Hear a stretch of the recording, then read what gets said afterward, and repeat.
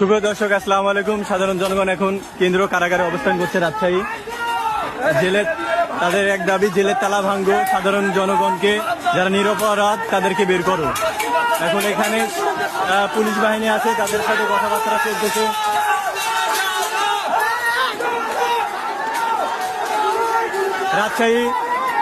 রাজশাহী কেন্দ্রীয় কারাগার,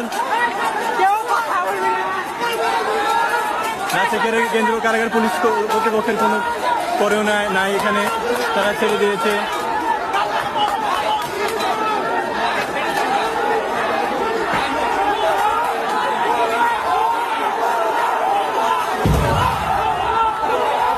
ভাই কিছু করার তো নাই।